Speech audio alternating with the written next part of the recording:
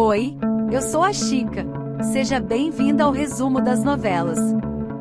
Menina, já separa o lanchinho, porque o babado de hoje tá daquele jeito. O capítulo do dia 20 de janeiro da novela Garota do Momento veio com tudo, e eu tô aqui pra contar cada detalhe desse capítulo que deixou a gente de queixo caído. Então, segura na minha mão e vem comigo, porque o resumão da Chica tá no ar. Menina, o capítulo começa com aquela adrenalina. Lembram que o carro que o Basílio e a Beatriz está sem freio? E o Juliano e a Maristela estavam tramando acabar com a vida deles? Então, o capítulo começa com a Beatriz e o Basílio desesperados com o carro fora de controle. Mas o Basílio, que é muito esperto, pede para a Beatriz saltar do carro. E os dois pulam do carro e o carro despenca do barranco. Enquanto isso, a Carmen no orfanato está desesperada com uma agonia que só. E ela liga para a pensão da Yolanda querendo falar com a Beatriz. Mas ela não estava. E a gente sabe por quê, né? E do outro lado, a Clarice fica se revirando na cama e acorda num pulo gritando pela Bia e o Juliano. Mas nós sabemos exatamente qual Bia ela estava gritando, não é mesmo? Nisso, chega a Coralina e começa a acalmar a Clarice.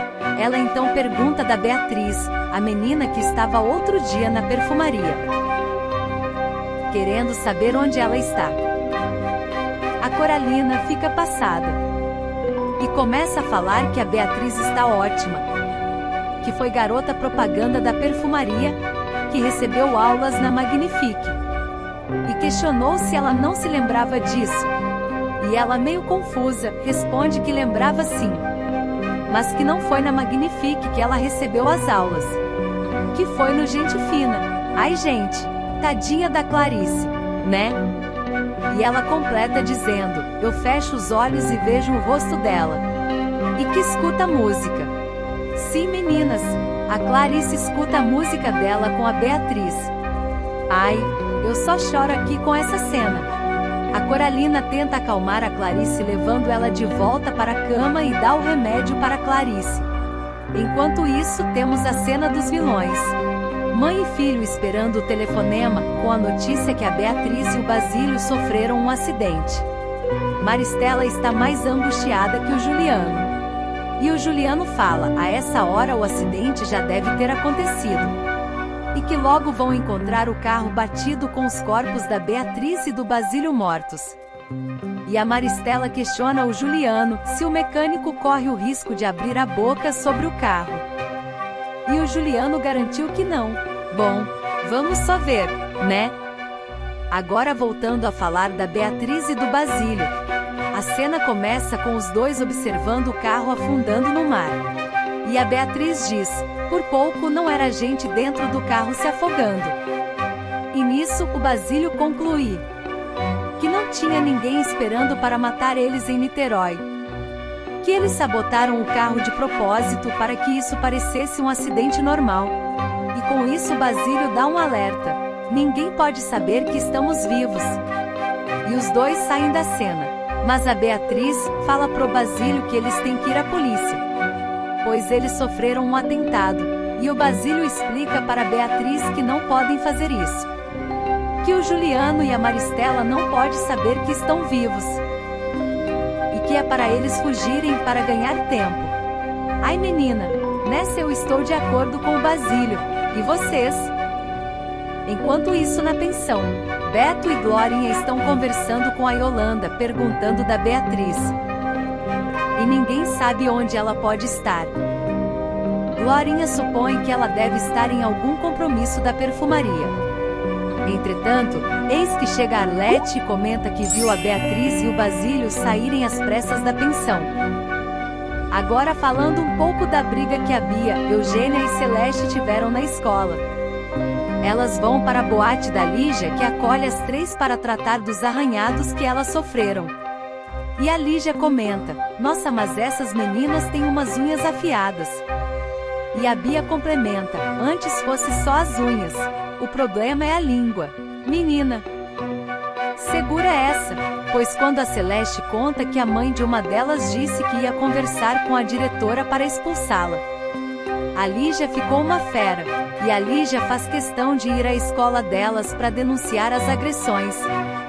Mas a Celeste proíbe e diz que isso é culpa da Lígia por pedir o desquite para o Raimundo, e sai de cena e a Lígia vai atrás dela. Nisso a Eugênia tem uma ideia e conta para a Bia. Ela fala que elas poderiam mudar de turno dos estudos e irem estudar de manhã, pois nesse turno as meninas da manhã são bem mais legais. E a Bia concorda com essa ideia. Enquanto isso, mãe e filha conversam sobre o acontecido da escola. E a Lígia pergunta se a Celeste sabia o motivo da separação. E com isso a Lígia começa a explicar os verdadeiros motivos que levaram ela a se separar do Raimundo, dizendo que o casamento já estava insuportável de se lidar, que ela não sabe ficar quieta diante de um autoritarismo de um homem e se submeter a um lugar invisível dentro de um relacionamento.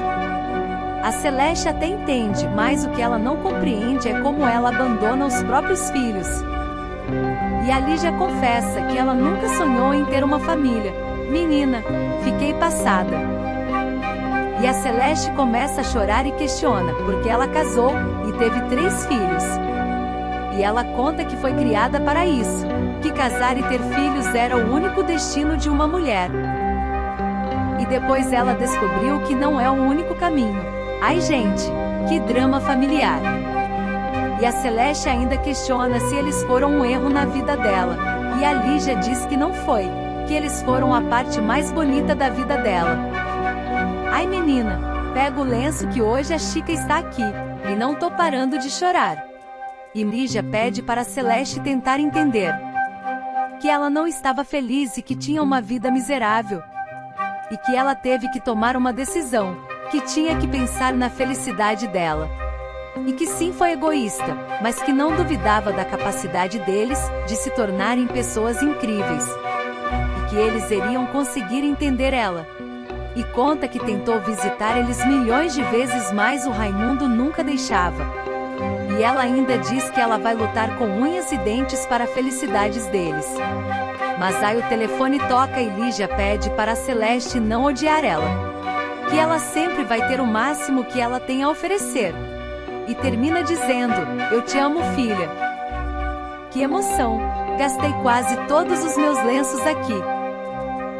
Agora mudando de cena para divertir um pouco. O Alfredo está limpando a casa do jeito que a Jacira ensinou ele.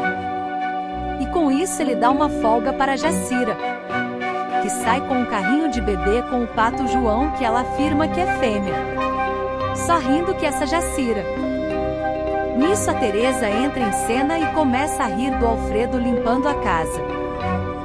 E ela quer saber explicações. E o Alfredo diz que quer superar a Jacira e que vai deixar a casa imaculada. Enquanto isso a Jacira está na rua com o pato dentro de um carrinho, e vê ao longe o Nelson passeando com a Laika e dizendo para mulheres que é viúvo. E que sai com a cachorra quando ela está tristinha. Cara de pau esse Nelson, não é mesmo? E a Jacira só grita, mas o sujeito é cara de pau mesmo, né? Nem depois do chilindró o senhor toma jeito. E fala pras moças que ele roubou o microfone do Alfredo e que a esposa dele está Vivinha da Silva. Isso aí Jacira. E ela ainda grita: o senhor não vale o que o gato enterra. Depois dessa vergonha o Nelson volta para casa e reclama com os filhos, dizendo que não anda mais com essa cachorra. E ainda diz que não vai dormir mais no sofá. E um deles vai ter que dar a cama para ele. E começa a dizer as falas machistas que ele sempre diz.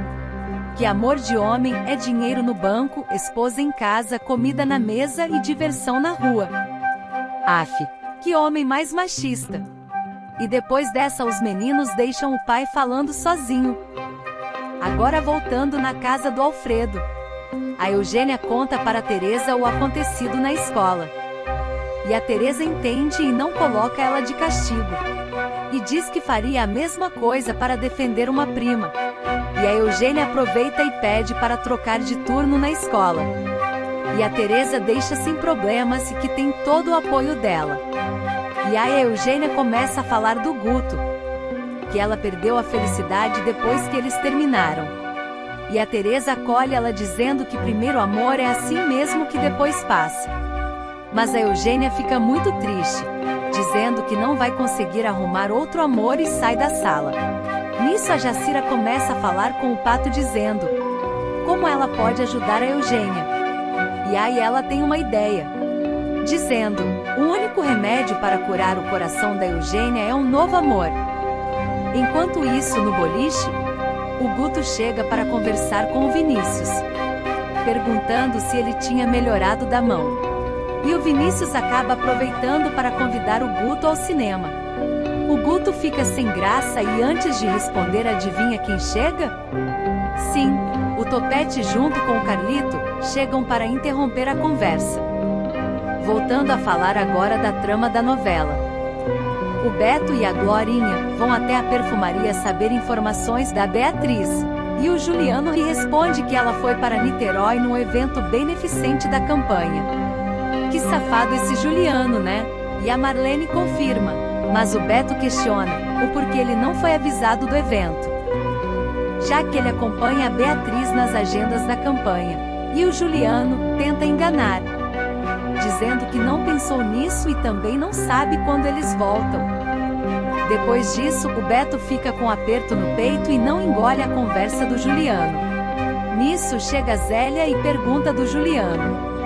Enquanto isso, dentro da sala, ele e Maristela conversam sobre a tramóia que fizeram, comemorando que aparentemente o plano deu certo. E adivinha quem chega? Zélia chega e pergunta o que eles estão comemorando.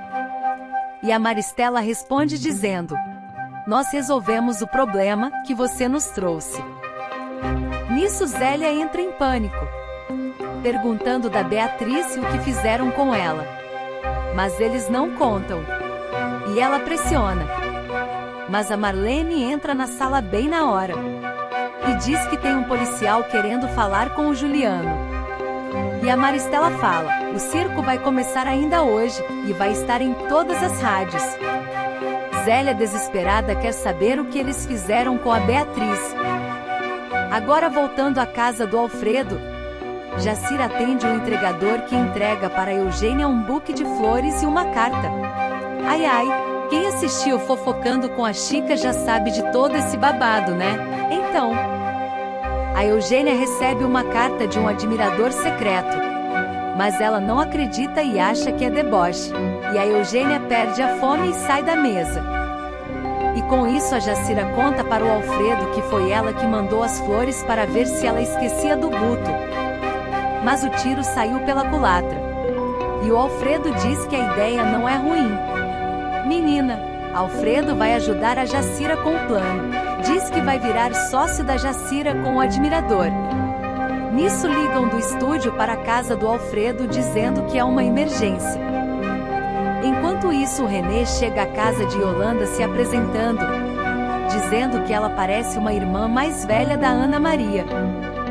E a Yolanda fica bem satisfeita com a primeira impressão que ele dá no jantar. Já no boliche, a Eugênia conta para Bia e Celeste sobre o admirador e que com isso ela acabou tendo uma ideia. Ela vai comprar um presente para o Guto. E as meninas dão ideia de presentes. Mas a Eugênia acaba pensando em dar uma lambreta, já que ele teve que vender a dele para ajudar a Anitta. Gente, que rica, né?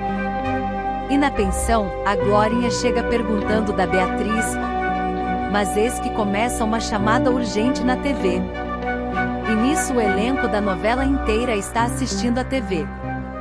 Todo o elenco fica sabendo que a Beatriz e o Basílio sofreram um acidente grave e que eles morreram. Nisso a Clarice entra em desespero sabendo da notícia. A única pessoa que não viu o noticiário foi o Beto, que chega em casa e encontra o Ronaldo e o Raimundo. E eles contam da notícia da Beatriz. E ele, desesperado com a notícia, começa a chorar. Enquanto isso, a Carmen no orfanato está chorando pela suposta morte dos dois. Mas eis que batem na porta e quem chegou no orfanato? Sim, a Beatriz e o Basílio. E a Carmen chora de felicidade ao ver os dois. E a cena congela. Ai menina, essa novela tá que tá. Que emoção! Depois de tudo isso, eu tô no chão. E vocês? O que acharam desse capítulo? Comenta aqui que eu quero saber tudinho.